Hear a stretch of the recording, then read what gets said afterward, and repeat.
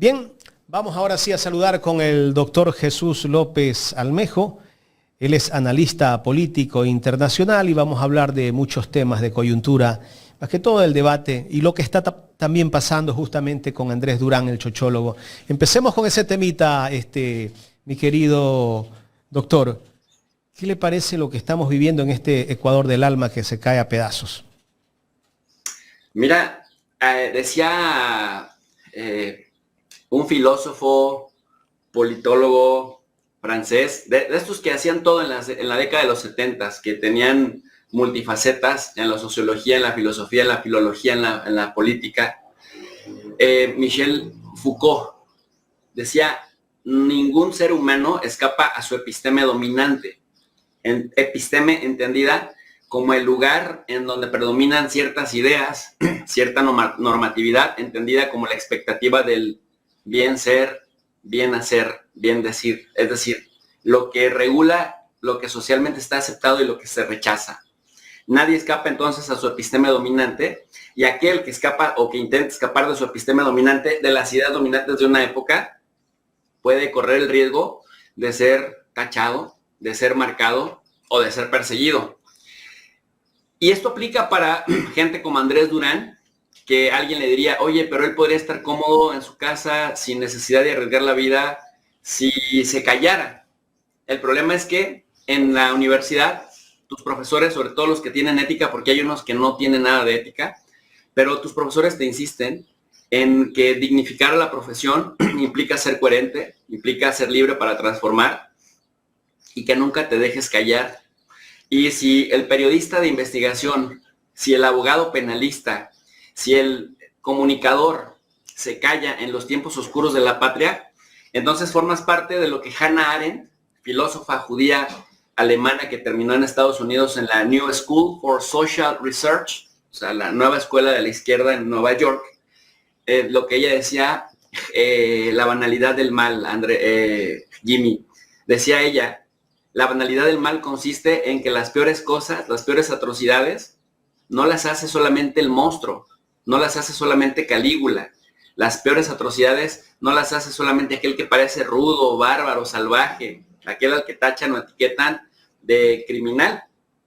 La banalidad del mal consiste en que incluso las personas aparentemente buenas, sencillas, educadas, respetuosas, creyentes, forman parte de todo ese engranaje y con su silencio o con su complicidad se vuelven parte de ese aceite que fortalece el engranaje para que se cometan atrocidades. Entonces, cuando un comunicador calla, cuando un periodista de investigación calla, tuerce la noticia, cuando un médico no hace su trabajo, cobra de más a alguien que tiene problemas económicos o simplemente deja morir a un paciente porque considera que su vida ya pasó, o, decía yo, un abogado penalista se vuelca a defender a quienes de sobrada evidencia pueden ser criminales, pues aceitan el silencio. Y ella se refería en este contexto a Eichmann, este libro de Eichmann en Jerusalén, el nazi que fue capturado en Argentina por el Mossad, el Servicio de Inteligencia de Israel, que fue llevado a Jerusalén, que fue sentenciado públicamente. Su destino ya estaba escrito,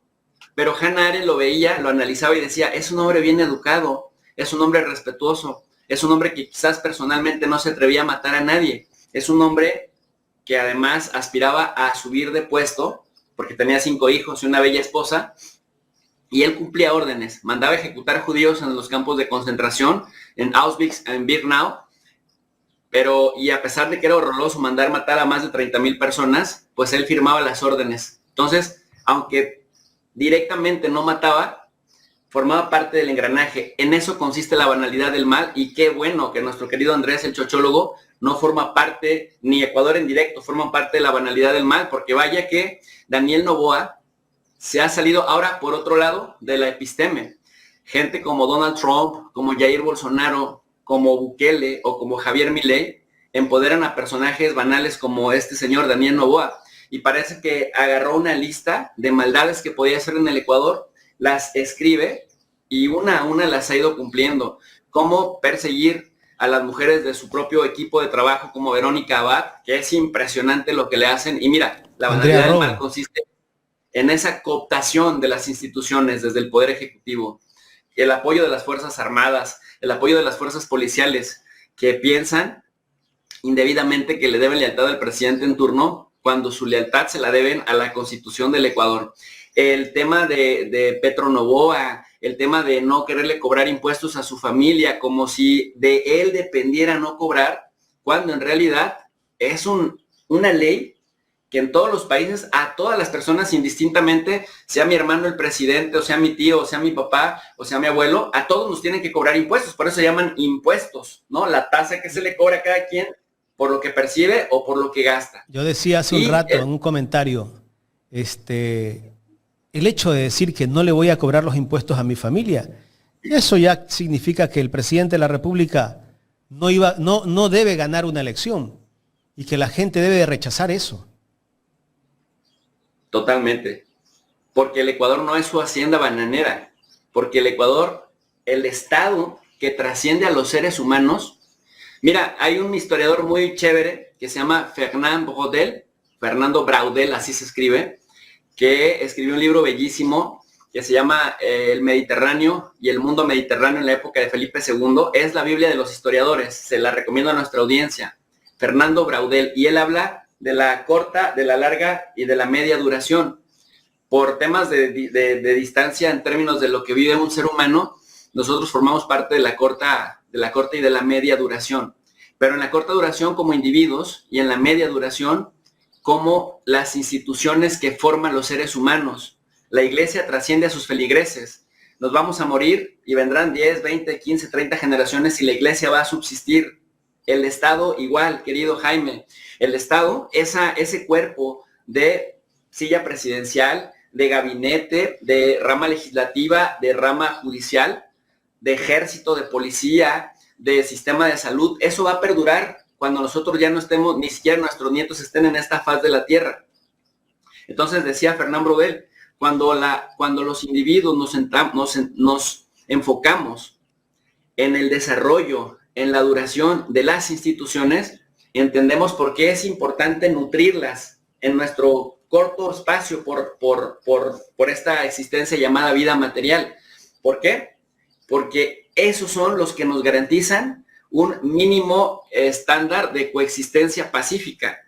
Si nos metemos a temas de la naturaleza humana, decía Thomas Hobbes que el hombre es malo por naturaleza y se convierte en el lobo del hombre y por eso se hace el pacto social, para que esta institución llamada Estado regule a los lobos ansiosos de comerse.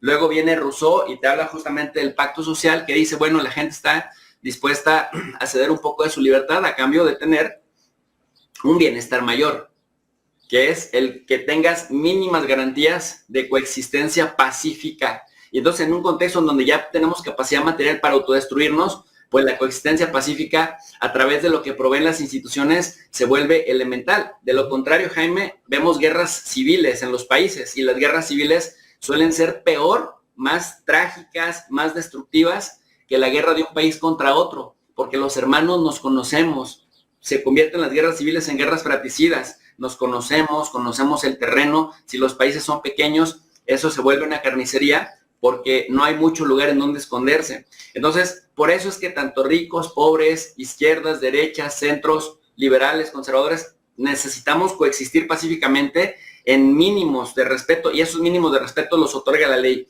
¿Qué pasa entonces cuando un sujeto se vuelve preponderante? Secuestra las instituciones del Estado, instituciones que lo van a trascender, o sea, instituciones que van a seguir ahí cuando ese haya pasado por este plano. Pues entonces genera que otros grupos se rebelen y que las cosas se puedan salir de control. Y ahí es donde el ejército, ahí es donde las Fuerzas Armadas, las policías nacionales no tendrían que guardarle lealtad al presidente, sino a lo que dice la Constitución que tienen facultades para. Entonces, es impresionante lo que hemos estado viendo en el caso de Noboa. Lo vimos con Bolsonaro en Brasil, que mira, afortunadamente lo van a juzgar por golpista.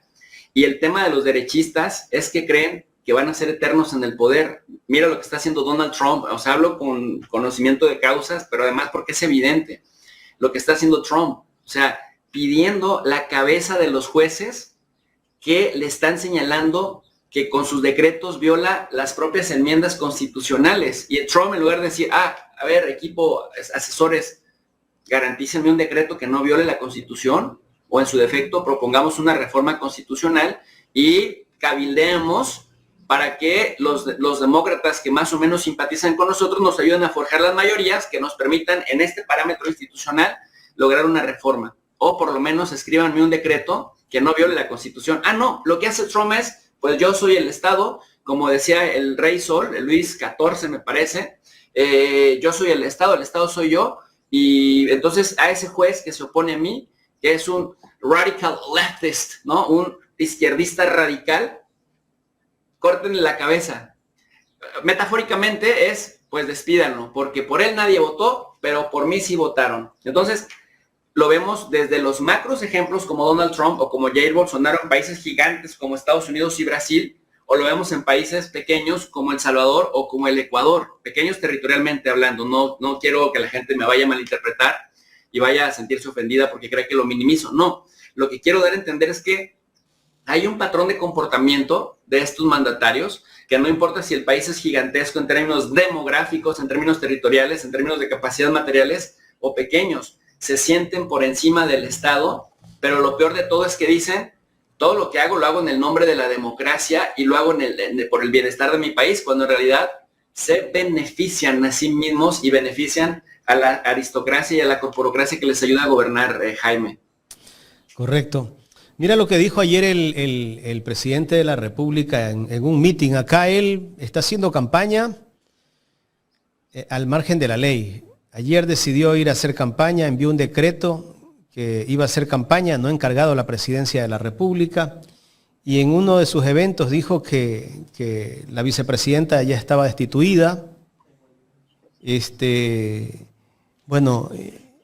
por traidora, así la acusó de traidora. Te voy a poner ese extracto para que la gente nuevamente lo vea y para entrar un poco en contexto de esta conversación.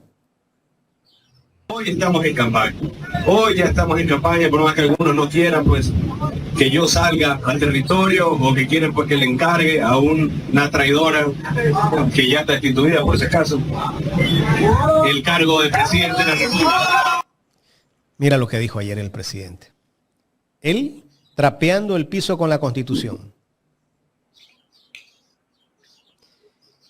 La vicepresidenta no ha sido destituida, le han quitado los derechos políticos, pero él se olvida que la ley no es retroactiva. Es de ahora en adelante, o sea, para la próxima ella ya no puede ser candidata. Ajá, efectivamente. Y además yo tengo entendido, leyendo el marco jurídico ecuatoriano, que esta mujer, Verónica Abad, como fue votada, no está sujeta a que la despida nadie.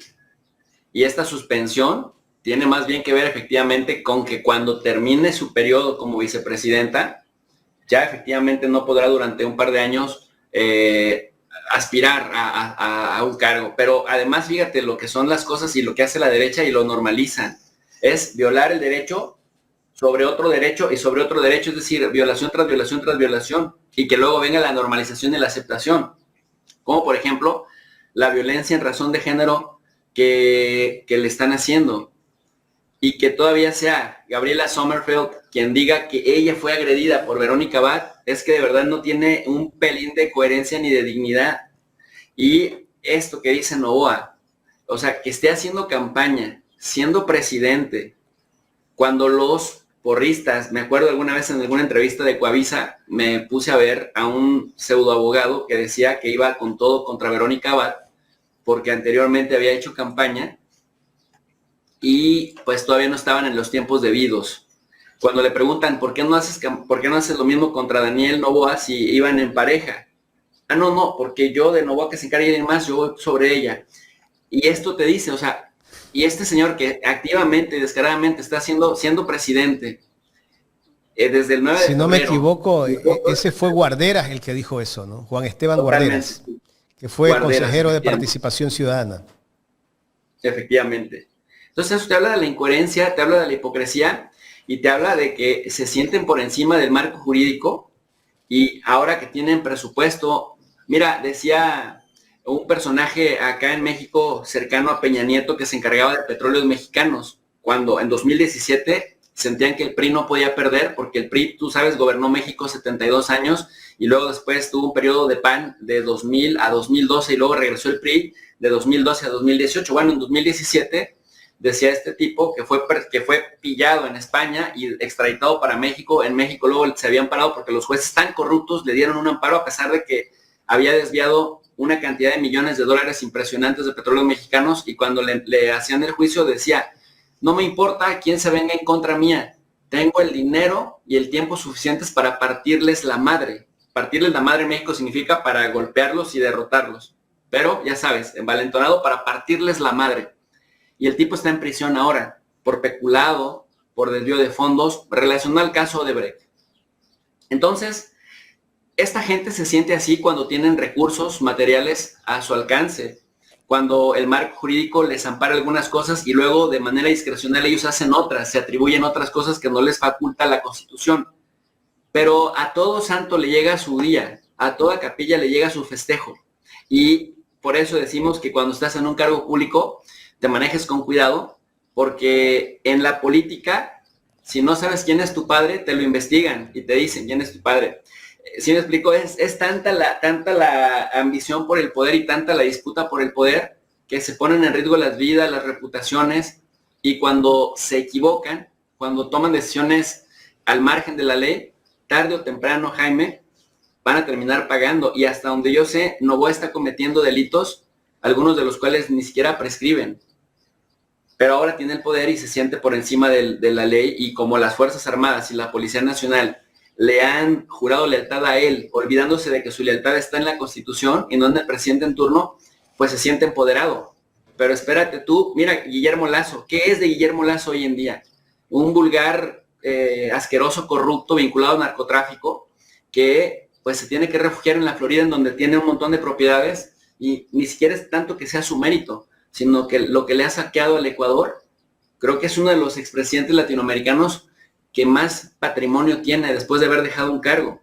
Porque es cierto que el tipo ya llegó siendo rico, pero es cierto que al amparo del cargo cuadró otras cosas para generar un flujo muy importante, y también amparando, poniendo el Estado ecuatoriano al servicio del narcotráfico. No es casual que en estos últimos años, desde con Lenín Moreno, se haya disparado tanto la violencia en el Ecuador y los grupos criminales se hayan empoderado tanto. Corrígeme si me equivoco, aquí el ecuatoriano eres tú. Correcto. La violencia, como lo decía el chochólogo, es producto a que acá no se controle el lavado de activos. Acá hay una institución que se llama la UAFE. La persona que está dirigiendo esa institución está en 5 cargos. José Julio Neira, una persona cercana al presidente de la República. Y el problema con la superintendencia de bancos, que eligieron a un superintendente hace como 2 años y pico, y resulta que no le cayó bien a Guillermo Lasso, que a pesar de que él mismo lo puso en la terna, después le dijo que se vaya, que no lo quería ver en la terna, a través de un asesor, Aparicio Caicedo. Entonces, el lío que se forma ahora, hace pocos días, en el tema del Consejo de Participación Ciudadana, es por el superintendente de bancos, porque el Consejo, que tenía mayoría, reconocía a quien había sido posesionado por la Asamblea Nacional como superintendente de bancos. Entonces allí vino todo el relajo, donde le quitaron los teléfonos a Augusto Verduga, la persecución que se ha desplazado en contra de varios consejeros que hacían la mayoría en ese entonces. Todos esos consejeros que estaban haciendo tal vez lo correcto, están siendo procesados ahora por la justicia en este país. Imagínate, el mundo al revés. Quienes estaban buscando justicia ahora son los perseguidos. Eso pasa en el país. Y la violencia es producto de eso, porque no se controla el lavado de activos. El propio Daniel Noboa lo dijo hace pocos días, que se lavan 30.000 millones de dólares. ¿Y dónde se lavan? Dicen que han detectado quiénes son los grupos narcoterroristas en el país, que son 22, dicen. Pero no detectan dónde lavan el dinero sucio los que trafican. ¿No te parece ilógico? Sí, no, y Jaime, si te pones a evaluar o o ponerlo en perspectiva comparada, ¿qué es lo que está haciendo Donald Trump? Está despidiendo de la Secretaría, bueno, de todas las instituciones, no solamente de una, La USAID. de las instituciones en donde hubo fiscales, Departamento de Justicia, por ejemplo, en donde hubo fiscales, en donde hubo abogados, incluso a firmas de abogados particulares, les está prohibiendo entrar a los edificios federales, como si tuviera esa facultad. Ah, bueno, entonces lo hace por decreto, prohibiendo todo aquel que haya tenido que ver con todas las acusaciones por las que lo condenaron y lo encontraron culpable de 34 delitos y que nada más le dijeron, pero no le vamos a castigar porque tú ya es el presidente, pero el tipo es un criminal ya condenado, pues. No es que digamos, ay, me cae mal, digo que es criminal. No, su propio sistema de justicia lo declaró criminal. Bueno, ahora, esto que acabas de decir, que está pasando en Ecuador, es lo que está haciendo Donald Trump. Y es lo que hizo Jair Bolsonaro. Pero mira ahora cómo está Jair Bolsonaro. Ahora él es el que está, sobre el que están detrás. Porque Jair Bolsonaro sí trató de ser una copia fiel, fidedigna de lo que hizo Donald Trump en su primera administración. Y está terminando exactamente igual. Ahora no sabemos si en las próximas elecciones Bolsonaro tenga derechos políticos y vaya a contender. Pero es impresionante. Pero en Estados Unidos Donald Trump pudo contender porque no se pierden los derechos políticos. Incluso habiendo sido condenado, pudo ser candidato y es presidente, porque también jugó bien la carta del automartirio. Pero está persiguiendo a firmas de abogados y está despidiendo a aquellos que formaron parte de fiscalías, incluso a niveles estatales, les está poniendo también un bloqueo muy importante, de tal suerte entonces que a esta gente, por eso se motivan personajes menores, personajes secundarios como Nayib Bukele, como Javier Milei o como Daniel Noboa. Por eso se empoderan, porque ven hacia arriba y dicen, mira, sí se puede hacer, vamos a intentar nuestro margen de maniobra que tenemos acá. ¿Cuál es el resultado? Lo que te decía al principio, que entonces se minimiza esta institución que está pensada de hace siglos, o de hace por lo menos un siglo para acá, o más, está pensada para garantizar que los que pensamos diferente, los de ideologías distintas, credos distintos, opiniones distintas, pues por lo menos encontremos un mínimo de cosas comunes para coexistir pacíficamente. Y ese es el riesgo de las guerras civiles, que por ejemplo todavía en África, en 26 de 54 países, todavía no queda claro, y por eso vemos la cantidad de conflictos internos que hay, armados además. Así es, mira lo que hizo Daniel Noboa cuando Trump puso aranceles a México al 25%. Noboa quiso superar un poquito más a Trump, 27% para los productos que vengan de México. Quieren imitarlo a Trump, ¿no? Es que es su modelo a seguir, es su referencia. El problema de no conocer, de no saber de metodología es, no solamente se tiene que comparar una cosa, se tienen que comparar varios indicadores y que haya condiciones similares. Mira, en la metodología, en las ciencias, cuando estamos haciendo un estudio de investigación, hay diversas maneras de llegar, digamos, a una conclusión. Ver un caso, el contracaso y luego la síntesis. Luego pones en todos condiciones iguales para ver cuál de los sujetos de análisis se diferencia para poder entender cuál es el factor que incluso en condiciones iguales hizo que uno de los factores se desviara. Pero está también el otro, el de ponerlos a todos en condiciones distintas para ver si incluso en condiciones distintas hay un patrón que se repita. Es decir, la metodología es maravillosa porque te permite comparar peras con peras y manzanas con manzanas, y creo que por esto la ciencia ha ido avanzando. Luego en la política lo que falla, voy a hablar específicamente del caso mexicano, no sé si se repite en Ecuador, que a la política se dedican los más burros, en su mayoría, los que en el salón de clases eran los más irresponsables, los más peleoneros, decimos en México los más grillos o grilleros, que sacaban las peores notas en la calificación. Por lo tanto, con el paso del tiempo, y lo digo con todo respeto para los políticos que no forman parte de esto que estoy describiendo, pero que en la mayoría de los casos, yo soy profesor desde hace 17 años, he visto cantidad de generaciones de estudiantes que ahora son diputados federales, diputados locales, bueno, un alumno, exalumno mío ya fue hasta senador, diputados locales, regidores, así les decimos en el nivel municipal, a los que pues están haciendo el contrapeso al presidente o forman parte del gabinete, los regidores, y los más vagos en general. Entonces, claro, cuando los más vagos son los que están después con la responsabilidad de conducir un país, pero no fueron capaces ni siquiera de conducir su propia vida con rectitud, pues solo repiten lo que aprendieron a lo largo de la vida. Y el problema es, fíjate, hoy Donald Trump es un caso muy curioso porque quizás se repita también en Ecuador, como ya se repitió en México en los años del PRI y el PAN, que era muy descarado. Quizás ahora también esté pasando, pero ahora es como en menor medida. Nadie le dice que no a Donald Trump. La embarra está llevando a Estados Unidos a un abismo brutal, a un aislacionismo y al encarecimiento de la vida de los estadounidenses. Pero nadie le dice que no. Nadie le dice, oiga, señor presidente, debería de pensarle por acá. O esta figura de poner a Elon Musk en este departamento de supuesta eficiencia gubernamental. O sea, un oligarca, el multimillonario, que tú sabes que los empresarios no son hermanas de la caridad. O sea, la razón de ser del empresario es maximizar sus ganancias, reduciendo la mayor cantidad de costos. Están pensando en el negocio. Exacto, están pensando en el negocio. La razón de ser del Estado es la cosa pública. Podemos leer a todos los filósofos de la teoría política y te van a decir, el Estado está para ocuparse de la cosa pública, de los servicios públicos, del bienestar social. No como dice el idiota de Milei, que no, que el Estado debe adelgazarse para servir a ciertas... No, y es lo que también está intentando hacer Novoa, debilitar lo más que se pueda la institución estatal, que deje de ser proveedora de servicios sociales, pero eso es antinatura, pues, es antilógico, es lógico y es antinatural, porque la razón de ser del Estado es la cosa pública. Entonces, cuando te ponen al principal empresario del mundo a hacer recortes de personal, a pasar la motosierra por el Estado, y algún periodista le dice a Donald Trump en plena conferencia de prensa con todo su gabinete sentado ahí, con gente que tiene años en la política, incluido Marco Rubio, que tiene un muy buen aspecto físico todavía, parece joven, pero ya lleva sus 20 años en la política estadounidense, entre senador y entre cuestiones legislativas.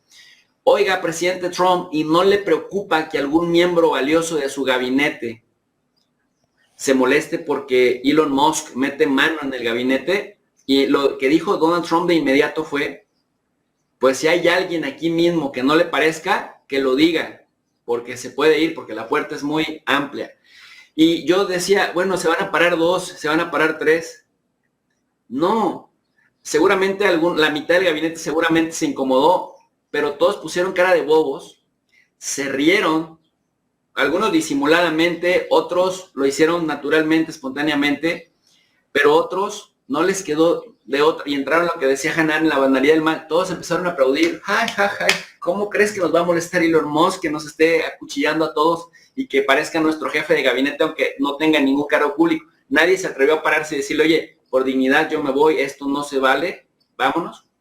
Y entonces esto lo intentan vender como algo que fuera normal y le suman una lista de conflicto de intereses tremendo, porque luego Donald Trump está agarrando, digamos, la estructura del Estado para estar promocionando los productos de Tesla, de Elon Musk, como lo intentó hacer Javier Milei cuando vino a defraudar a 40 y tantos, creo que ya van 78,000 la lista de defraudados, y tú recuerdas que luego fue este caso vergonzoso con un pseudo periodista de una televisora argentina al que le marcaron línea, un chayotero, un mermelero.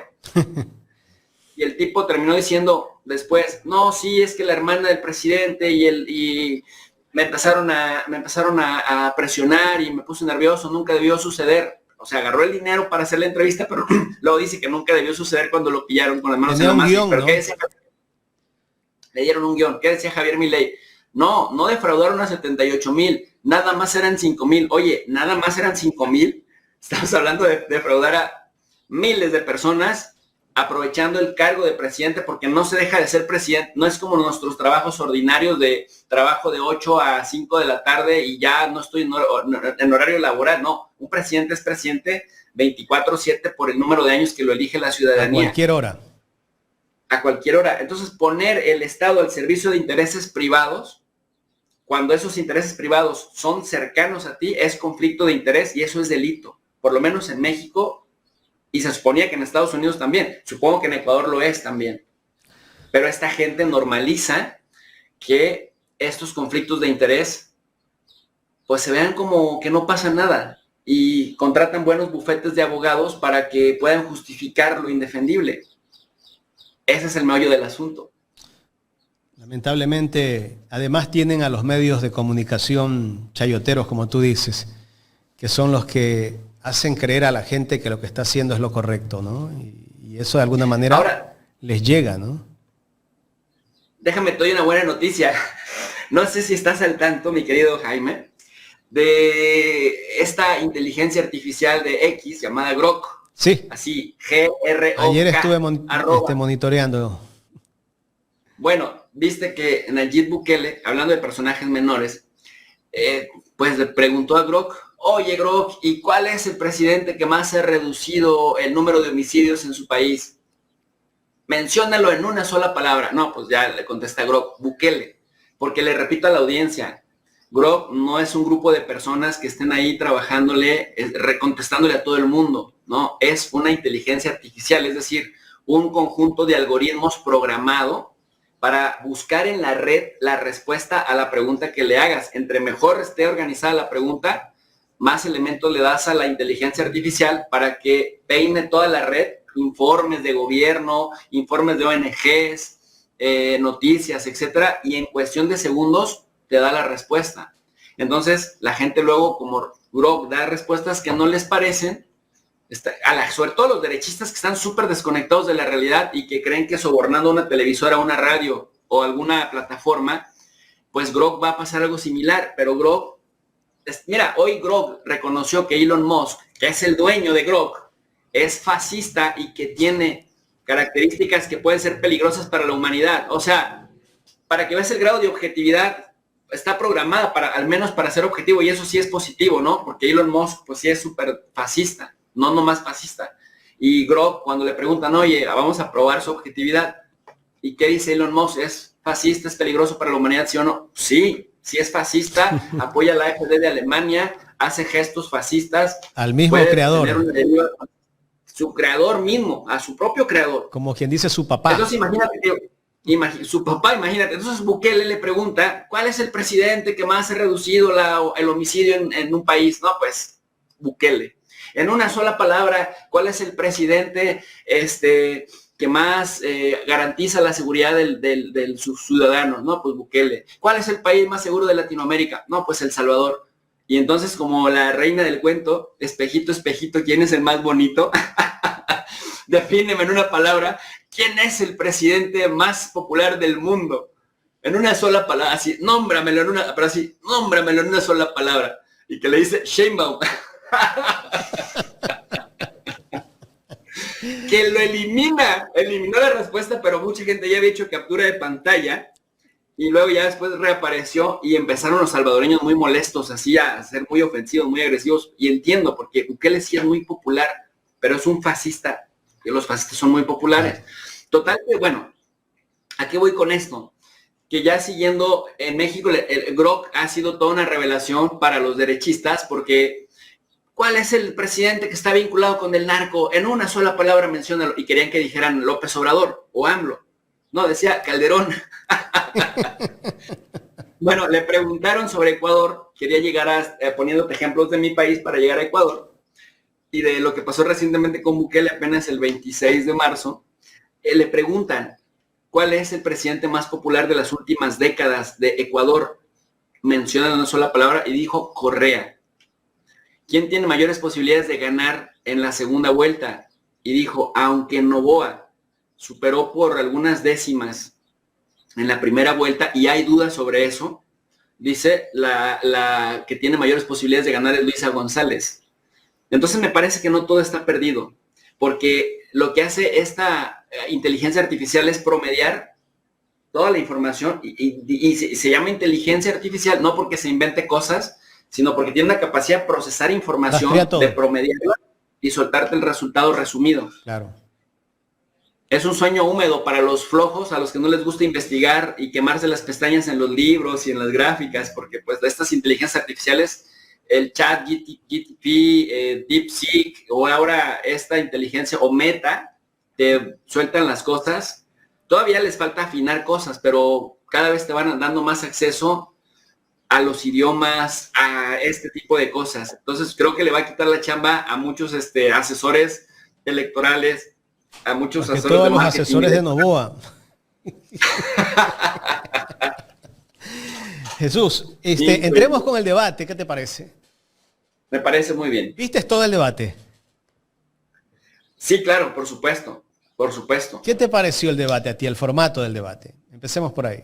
Mira, creo que es un formato que permite, ahora sí, el que se puedan intercambiar información y sobre todo, ¿sabes por qué me pareció más sano? Porque ya nada más estaban las dos personas que tienen verdaderas posibilidades de ganar. Y es un debate en donde no solamente van a dar su monólogo de decir cuáles son sus propuestas y que no les interrumpa el otro y que se puedan tirar 1 minuto o minuto y medio y que no se puedan contestar, como el aburrido debate de cuando estaban los 16, ¿no? La chiquillada y ellos dos. Ahora me gustó mucho el responda sí o no, en términos de responda sí o no, no, pues sí, o no, pues no, planteé su pregunta en términos de sí o no y justifique su respuesta. Y luego, por alusión personal, responda, tiene 30 segundos. O sea, la verdad es que fue un debate, una estructura que me gustó mucho, Jaime, porque le da la posibilidad a los dos, primero, de presentar sus propuestas, segundo, de interpelar si consideran que el otro candidato está mal, pero también le da la posibilidad de responder de inmediato y en breve al otro. Entonces, yo por ahí critiqué a un periodista ecuatoriano que decía, no, fue un debate desperdiciado, los dos sujetos solo se dedicaron a agredirse y esto no tiene ninguna decisión, es decir, a la gente que estaba indeciso, ninguno de los dos le dio material para poderse decidir. Yo creo que no, yo creo que sí. Y le contesté por ahí, yo creo que si supieras un poquito de análisis de discurso, que es una metodología que estudia cómo se usa el lenguaje en situaciones específicas, creo que Luisa González colocó mejor varias ideas. El Noboa no cumple, no sabe, no respeta la ley, no respeta a nadie. O sea, el Noboa no, me parece que fue tremendo. Sí pegó. En segundo lugar, sí pegó, por supuesto. Y en segundo lugar, hizo algo que luego en México lo empezaron a hacer en 2018, que me parece maravilloso de, yo digo esto como candidato, pero si no me creen, vayan al internet, googleen lo que estoy diciendo, pongan el nombre de fulano, pongan el nombre de la empresa tal, pongan el caso en la red, ahí googleenlo. Es decir, el que hagas que la gente participe en pleno debate y que la gente por sí misma vaya a ver en la red social, ahora que las redes, que las plataformas te permiten buscar información de inmediato, y entonces te sirve para desmentir al contrincante, te sirve para reforzar tu idea y para reforzar la percepción de que la gente está enterándose al mismo tiempo, no solamente por ti, sino que tus respuestas o tus datos están fundamentados. Y eso lo hizo maravillosamente bien Luisa González, decirle, oigan, yo les invito a que vayan y vean en este momento y complementen la información para que vean que no les estoy mintiendo. Eso te habla de seguridad. Luego, en tercer lugar, además del Noboa no, además del invitar a la gente a que por sus propios medios investigaran los casos en los que Luisa González estaba invitando a la gente a que certificaran que las acusaciones contra Noboa eran pues verídicas. El tercer punto es, logró hacerle las preguntas adecuadas para que entrara en contradicciones Noboa, como el que no le va a cobrar impuestos a su familia, como el que no tenía nada que ver con Petronovoa cuando está hasta el cuello, como el tema del desastre petrolero que hay en este momento, o el tema de si se exportó o no se exportó cuando él intentó vincularla con el narco a ella, y ella le respondió de inmediato, pero si la principal es tu presidenta de tu partido, ¿de qué me estás hablando? Entonces logró hacerlo caer en contradicciones, no una ni dos, reiteradamente, lo cual lo desconcertó, lo puso nervioso, pelaba los ojos, no levantaba la mirada, veía sus documentos desesperados. Eso es un mensaje muy poderoso en términos de análisis de discurso, porque básicamente el objetivo del análisis de discurso es observar el contenido de la comunicación y cómo se posicionan las audiencias. Y me parece que la cuarta cosa que posicionó Luisa González muy bien, además de lo que ya mencioné, es el decirle una y otra vez, pues tienes 15 meses en la presidencia y no has aprendido de administración pública. Déjame, te enseño. Y eso la pone a ella, en términos del mensaje, quiero decir, la pone ella en una posición en la cual ella, para mí, que no sé nada de política, para mí que tengo que ejercer mi voto, pero que pronto no estaba por tantas cosas que han dicho de Correa y que la asocian con Correa, pero luego el presidente nos tiene olvidados en las serranías, luego el presidente no viene a las ciudades medias, no se da baños de pueblo, pues creo que ella dice la verdad, porque ella le está diciendo a él que no sabe de administración pública, que se equivoca en esto, y el otro no sabe responderle, no, pues me da más confianza a ella. Es decir, creo que ahora la prensa está tratando, la prensa chayotera, la prensa mermelera, está tratando de hacerle un lavado de cara a Novoa, porque de verdad hizo un muy mal papel en el debate, y cuando intentó levantar la voz, cuando intentó meterse en el terreno de lo personal, me gustó ese cierre de Luisa González, insisto, en términos de posicionar un mensaje, de decirle, usted es un violentador de mujeres, y yo soy una mujer y a mí no me va a violentar y tráteme con respeto. Y, o sea, a mí me respeta Majadero, le dijo. Majadero, ponerlo en su lugar a nivel nacional, lo remató. O sea, lo remató porque lo hizo ver, pues sí, como un tipo que no respeta la institucionalidad.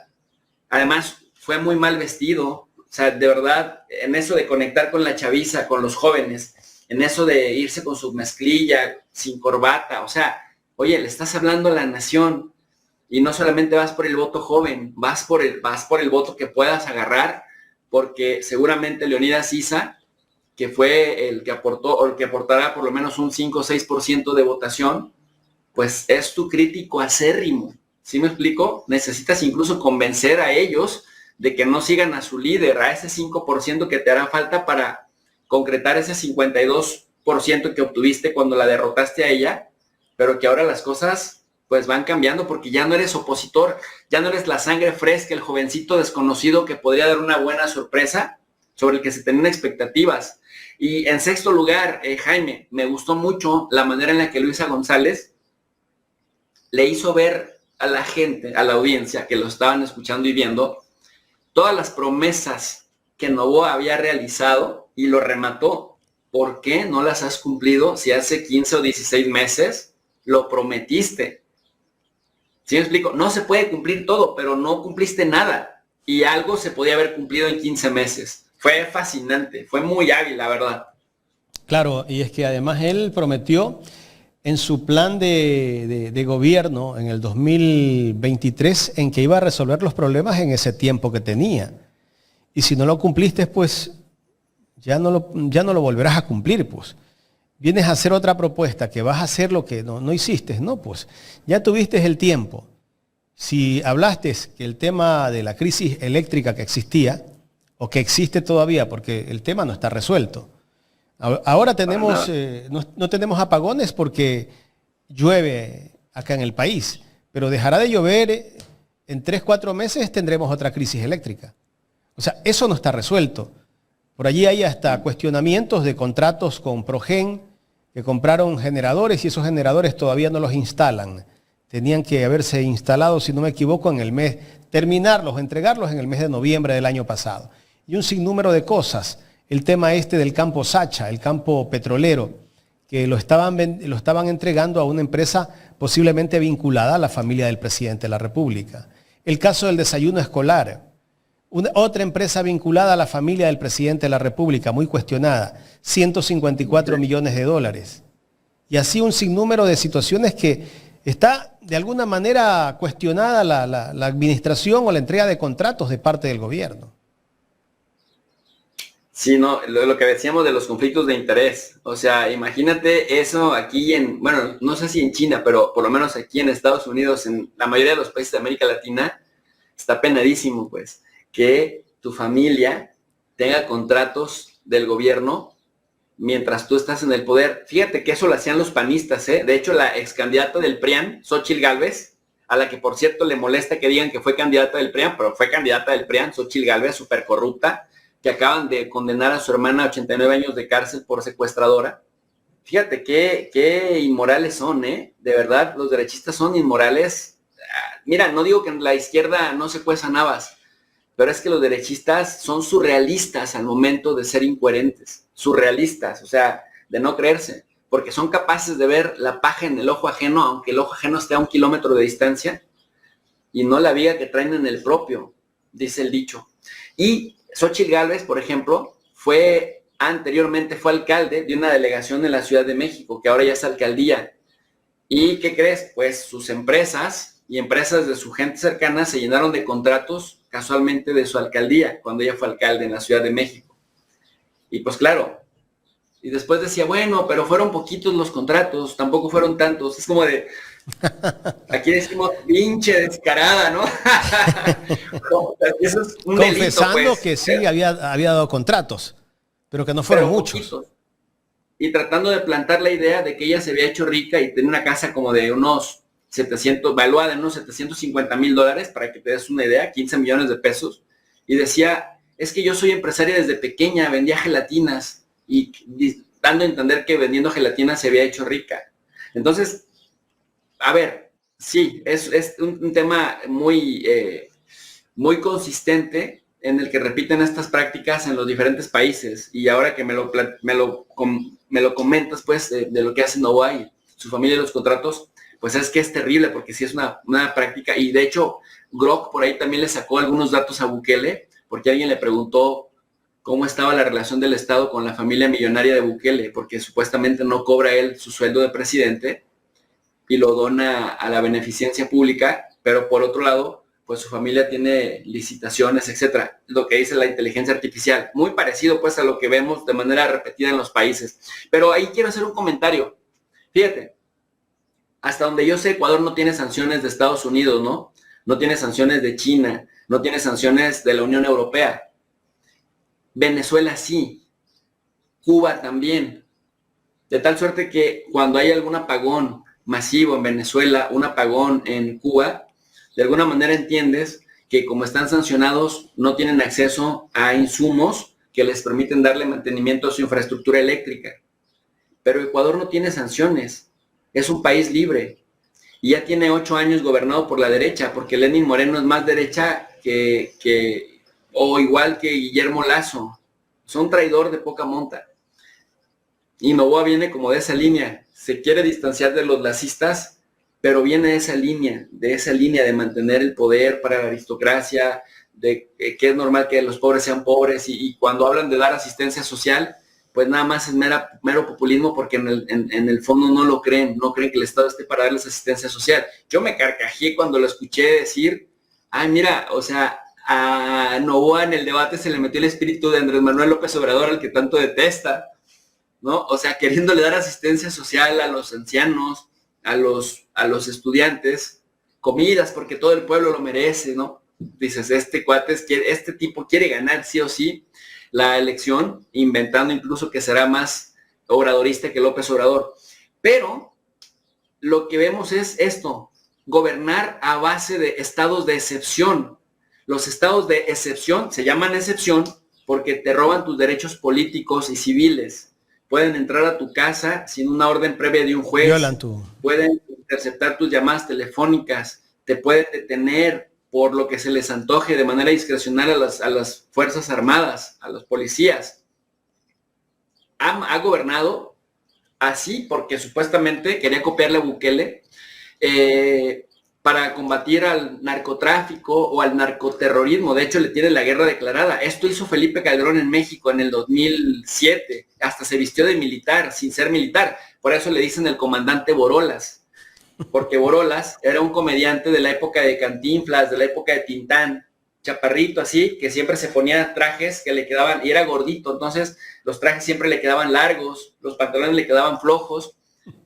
Y por eso le dijo López Obrador, bueno, pues es que parecía comandante Borolas, porque el traje militar que se puso además le quedaba grande, pero porque es bajito de estatura. Y eso le ha dado una rabia a Felipe Calderón, porque ahora todo el mundo, si tú le pones en Grok, oye, ¿a quién le dicen comandante Borolas en México? Te va a decir Calderón. ¿No? Y entonces se vistió de militar. Novoa no se queda atrás, ¿eh? Pues no se queda, por eso sus zapatos de plataformas así gigantescas, ¿no? Pero fíjate, lo que quiero dar a entender es, le lanzó la guerra al narcotráfico de manera improvisada para tratar de legitimarse, porque hay dudas de que hubiera ganado la elección legalmente. Su cuñado era el que proveyó el software sobre el que se contabilizó la elección. Cuando López Obrador históricamente estuvo de 15 a 10 puntos porcentuales arriba en las encuestas, casualmente lo alcanzó en la última semana y en la elección le ganó por 0.56%, ni siquiera 1% de diferencia. Y cuando López Obrador pedía que se hiciera un recuento total de las actas, no quisieron. Se negaron las instituciones electorales. Entonces el pueblo quedó muy dividido. ¿Y qué hizo Calderón para legitimarse? Pues lanzar una guerra irresponsable contra el narco y se disparó la violencia en 150%. Ahí es donde empezamos a ver colgados en los puentes la violencia, lo que están viviendo ustedes en Ecuador, sí. Lo vivimos en 2007 a 2008. Hasta 2010 era muy peligroso estar en Tijuana, estar en Guadalajara, estar en Monterrey, en diferentes ciudades se soltó la caja de Pandora. Y después imagínate el coraje de la gente, Jaime, y por eso están los panistas pues reducidos a 13, 14, 15% de aprobación de la gente. Y ahora son cuarta fuerza nacional, cuando fueron primera fuerza nacional a inicios de este siglo, porque los muy descarados, pues después trataban de defender, incluso denigrar el sistema jurídico de Estados Unidos, cuando en Estados Unidos condenaron a Genaro García Luna, el secretario de Seguridad de Felipe Calderón, al cual le encontraron vínculos con el cartel de Sinaloa. Entonces imagínate en manos de quiénes estamos, los que declaran la guerra al narco, que terminan aliándose, y Felipe Calderón salió a decir descaradamente, yo mientras no lo condenen, yo para mí sigue siendo inocente, cuando el tipo metía a la cárcel a la gente por pensar que eran, y después le decían, oye, ¿y el debido proceso? Bueno, pues cárcel preventiva y después prisión preventiva y después veremos. Entonces, el tipo hasta ahora dice, es que era mi mano derecha, pero yo no sabía que era así. O eres muy corrupto o muy bobo, por no decirlo más o menos fuerte. Un Montesinos en Perú, ¿no? Algo parecido. Pero es que además repiten los patrones de conducta. Entonces, cuando tú vas al Ecuador y ves la gestión de Noboa en 15 meses y ves que está desatada la violencia, esto que le dijo Luisa González, enero se convirtió en el mes más violento de la historia del Ecuador, por muertos por cada 100,000 habitantes, y febrero le sigue los pasos, y marzo va por las mismas. Sí. ¿Y qué pasa con tus estados de excepción? Y que el tipo diga, vamos a tener porque si te fijaste, Noboa solo respondía con generalidades. Vamos a tener un Ecuador más seguro. ¿De qué me estás hablando? Si desde que eres presidente gobiernas quitándole los derechos a la gente, porque desde el punto de vista de Tomás Hobbes, el Leviatán, el Estado, te quita libertades, pero te da seguridad. Pero si te quita libertades y no te está dando seguridad, entonces ¿para dónde vamos? La seguridad tiene que empezar, yo creo, combatiéndose las causas, ¿no? Dejar de achicar el tamaño del Estado. Y todos estos gobiernos neoliberales lo que buscan es achicar el tamaño del Estado, bajar el presupuesto en salud, bajar el presupuesto en educación. Le reduces pues a la gente, al pueblo que utiliza, por decirte, la universidad pública para estudiar, le reduces el espacio, los cupos para los aspirantes, igualmente en los colegios, en las escuelas. Eso es lo que está pasando en nuestro país. Pero sin embargo hablan que vamos a traer a un asesor o a un grupo de mercenarios para que combatan la inseguridad. E incluso ahí estás insultando a las propias Fuerzas Armadas y a la Policía Nacional. Allá hemos llegado en este país. Y me encantó que Luisa González se lo dijera. Usted minimiza y se burla de las Fuerzas Armadas y de los cuerpos de seguridad de nuestro país, queriendo traer mercenarios. Y mira, si le rascamos tantito, hasta eso me parece un conflicto de interés. ¿Cómo que vas a traer a un grupo de mercenarios a que hagan el trabajo que los cuerpos de seguridad legalmente establecidos en tu país por tu marco jurídico pueden hacer? Solo deja de limitarlos. ¿Sí me explico? O sea, ¿cuál va a ser tu ganancia? ¿Te van a dar comisión? ¿Cuánto les vas a pagar? ¿Quién se va a beneficiar? ¿Qué vínculos tienes con los líderes de esos grupos a los que vas a traer supuestamente? Porque yo le sigo la pista al dinero, le seguiré la pista al dinero y por ahí podríamos encontrar algunas inconsistencias. Y luego, no sé cuánto me falta estudiar eso, mi querido Jaime, no sé cuánto haya mermado en el nacionalismo del ecuatoriano promedio el hecho de las bases militares en las Galápagos. Cuando yo recuerdo, yo estuve en 2018 ahí en Ecuador, estuve un mes entero en el verano del 18, Y recuerdo que ir a las Islas Galápagos era todo un cuento, o sea, era muy difícil, porque tenían un cuidado muy, pues no quiero decir férreo, pero un protocolo estricto. Sí, sí, sí. Entonces, ahora lo pongas al servicio de las Fuerzas Armadas de Estados Unidos, como ¿por qué? ¿A cambio de qué? ¿Cómo me voy a beneficiar yo, ciudadano ecuatoriano, de que el presidente haga pues estos tratos que me parecen desventajosos cuando las Galápagos son un santuario y es donde está probado que viven los seres vivos más longevos que la humanidad conoce hoy en día? Animales, especies que pueden vivir hasta 150, 180 años. Pero hay gente que está de acuerdo, gente que se ha dejado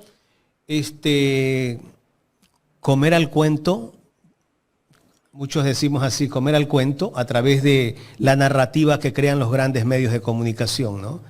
Que hay que tener la colaboración de Estados Unidos o de países extranjeros para combatir la inseguridad, el narcotráfico, que China llega con sus barcos a pescar cerca de Galápagos. Bueno, esa narrativa la han creado desde hace mucho tiempo, desde la época del sátrapa de Lenín Moreno.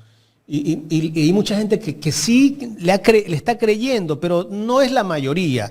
Yo sí creo que puede ser un 30% de la gente que puede creer que en verdad van a combatir la inseguridad. Allí sabemos todos, los que leemos la política, que hay otros intereses, ¿no? Otros intereses no del Ecuador, sino otros intereses de Estados Unidos. Lo mismo con la base de Manta. A mucha gente le han vendido de que cuando se fue la base de Manta, desde allí subió la inseguridad, la violencia en este país. Fue lo contrario, se fue la base de Manta, bajó la inseguridad acá en el Ecuador. Pero los grandes medios de comunicación crean esas narrativas, ¿no? Y que le mienten todos los días a la gente, todos los días, sin inmutarse, sin contrastar nada. Simplemente van y ponen a un odiador de Correa para que hable en contra de lo que ha ocurrido pues, en el tiempo de Correa o lo bueno que hizo Correa es suficiente para destruir cualquier cosa. Sí, pero luego Correa ahí se pone de pechito dándole la razón y les hace un poco el juego. Pero mira, Jaime, déjame te digo algo esperanzador. Tú sabes lo que es Televisa y lo que es TV Azteca en términos de alcance mediático.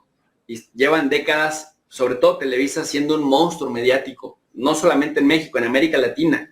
Seguramente en Ecuador se ve el Canal 2, seguramente se ve el Canal 5, por lo menos esos dos canales de Televisa se ven, yo los he visto en Perú, los he visto en Colombia, no me acuerdo si prendí la televisión en Ecuador, pero seguramente se ve el Canal 2 de Televisa en Ecuador. Pensábamos, porque el dueño de Televisa se jactaba de que Televisa era un soldado del PRI, y en México se creía que, y de hecho Televisa ponía candidatos. Bueno, mira, a Enrique Peña Nieto, que era tan tonto, pero tan tonto que como Novoa, buen copetito, bien peinadito, así guapito, pero no podía hablar sin teleprompter. Cuando le quitaban el teleprompter, este apuntador que tienen aquí para ir leyendo todo lo que dicen y poder hacer poses y mirar fijamente con mucha seguridad, y hasta le dicen, sonría aquí, algo que le pasaba al Biden, pero el Biden estaba tan mal de la cabeza que hasta decía, 3 puntos suspensivos, bla, bla, bla, bla, bla, bla, punto y coma. Bueno, Peña Nieto, lo bueno que era joven, era tonto, pero no se le iban las cabras al monte. Pero a él le pusieron hasta una actriz de esposa. Y cuando terminó de ser presidente, ya se divorciaron. O sea, de ese nivel de descaro llegó a ser Televisa. ¿En dónde está lo esperanzador entonces si te estoy contando puras cosas trágicas de cómo la complicidad de Televisa con el PRI le ayudó al PRI a permanecer y a idiotizar a la gente? Porque empezaron a decir, ¿no? Televisa te idiotiza, y López Obrador cuando empezó con Morena en 2012 decía, si el pueblo se organiza, no nos gana Televisa. Que Televisa ha caído el valor de sus acciones, o sea, la gente le ha cobrado a Televisa dejándola de ver. La gente le ha cobrado a TV Azteca dejándola de ver, haciendo que sus ratings se vayan para abajo. En lo único que se han vuelto a reposicionar es en estos shows horribles que se llaman La Casa de los Famosos y en los partidos de la selección mexicana, que sigue siendo un gran negocio, que sigue teniendo mucho rating, pero dejó de ser políticamente influyente. sus opinólogos están completamente desacreditados. Los ves en sus redes sociales, dice que tienen 6 o 7 millones de seguidores y cuando ponen un tweet tienen 5 o 6 reacciones, por lo cual te hablan que nada más. Cuando ves sus programas, tienen 200 o 300 personas viéndolos en vivo. Tenemos más gente nosotros ahorita viendo, digo, no sé cuánta gente tengamos viéndonos. En pero YouTube hay más de 5.500, 5.500 creo, en YouTube, solo en YouTube. Fascinante, genial. Tenemos más audiencia entonces ahorita que cuando alguno de Televisa o de TV Azteca que tengan canales se pongan a hablar de política. Si hablan de fútbol o si hablan de sexo o si hablan de la casa de los famosos, probablemente ahí sí nos superen o nos igualen. Pero estamos hablando de gente que tiene 30 o 40 años de exposición televisiva. ¿Sí me explico? Entonces en México esta frase caló profundamente. Si el pueblo se organiza no le gana Televisa. En Ecuador podríamos decir, si el Ecuador se organiza no le gana Ecuavisa. ¿Por qué? Porque son cánceres nocivos, porque son sátrapas que no les importa el sufrimiento de la gente, piensan que la normalidad de la pobreza es necesaria para que entonces el país prospere. Mira, yo recuerdo en mi primer viaje al extranjero, allá por 2000, el año 2000 o 1999, no recuerdo, fui a Costa Rica a un evento universitario y supuestamente el que era secretario de, no me acuerdo si de la OEA, para el tema de anticorrupción, el cabrón ya tomándose unos vinos, ¿sabes? En estas reuniones que hay, en estos brindis, cócteles que hay posteriormente a un evento, ya borracho decía, no, es que la corrupción sí es necesaria para que los países puedan progresar. Le dije, oye, tú eres una especie de fiscal anticorrupción, ¿cómo me dices que la corrupción es necesaria? 1999, año 2000. Entonces, luego estos los ves en puestos, en toma de decisiones en sus países, y creen que la corrupción es necesaria y se normaliza, y por eso las extorsiones, por eso las mordidas, por eso las televisoras dejan de cumplir con su función, ¿no? O por lo menos los programas de noticias, los programas de análisis. Bueno, han perdido tanto dinero en acciones, el valor de sus acciones se ha desplomado porque la gente los ha dejado de ver. Y Televisa, me imagino que en la campaña, cuando estaba de candidata Claudia Sheinbaum, le daba contra, me imagino, a la candidata, ¿verdad? A la presidenta. Totalmente. Apostaban a que se fuera para abajo. Porque algo que empezó a dejar de hacer López Obrador, les fue retirando la publicidad oficial. Es decir, les fue dejando de dar.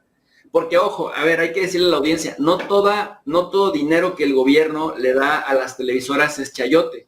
El gobierno también necesita publicitar sus logros, informar a la gente, comunicarse.